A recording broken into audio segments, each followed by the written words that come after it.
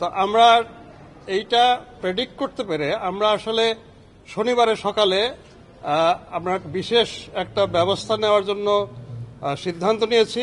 Rapid action battalion, anti terrorism unit এবং Dhaka metropolitan police 3 organisation মিলে তারা একটা ইন্টেন্সিভ পেট্রোল প্রোগ্রাম নিয়েছে।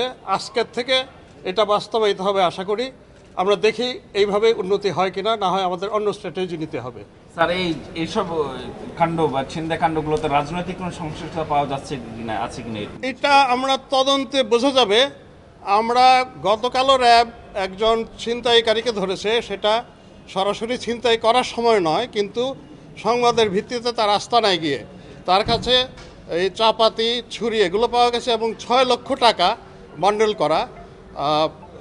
এর নামটা মনে হয় টুন্ডাবাবু এরকম, আমি ঠিক ভুলে গেলাম।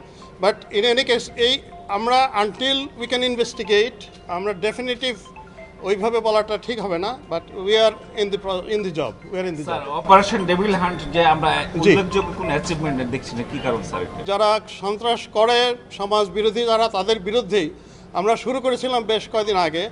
আমাদের সারা দেশব্যাপী এটা হচ্ছে। এখন ঢাকা সিটিতে স্পেসিফিক্যালি নগরের ক্রাইমটা একটু ডিফারেন্ট আসলে।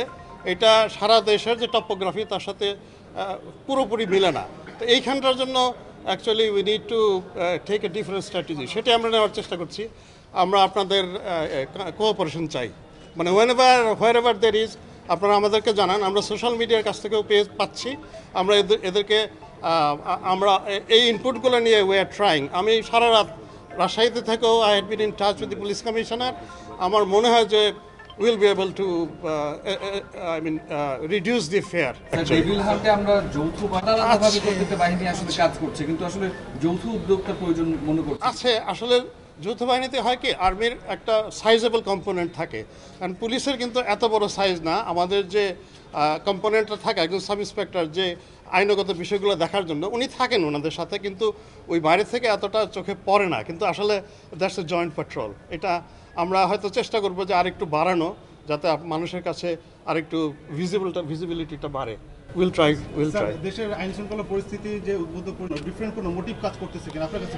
আসলে তো এগুলো সবগুলোই সাপোজিশন, এগুলো these are different ways to look at it. এটাও তো হতে পারে।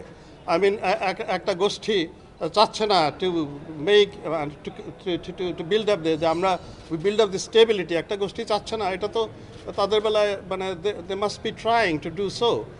এটা তো খুব স্বাভাবিক, এবং সেটা পেছনে রাজনৈতিক উদ্দেশ্য থাকতে পারে। আবার এমনিতে জাস্ট ক্রিমিনালস, যে এই সময়ে তারা হয়তো মনে করছে যে আমরা হিউম্যান রাইটসের সমস্ত অ্যাসপেক্টগুলো আমরা মেনে চলবো। তার মানে আগে যে তাদের একটা আতঙ্ক ছিল, হয়তোবা তারা ওইরকম চেষ্টা করছে যে এখন তো আমাদেরকে অ্যাটলিস্ট তারা ধরে আদালতে চালান দিয়ে দিবে, কিন্তু এর চাইতে বেশি কিছু করবে না।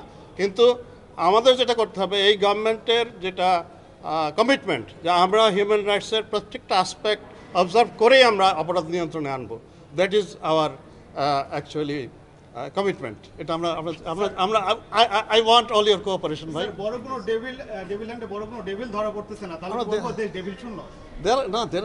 there are lot. আপনারা যদি আরেকটু করে দেখেন যে কারা ধরা পড়ছে, বড় সন্ত্রাসকারী, চোরা কারবারি, মাদক ব্যবসায়ী ধরা পড়ছে কিন্তু।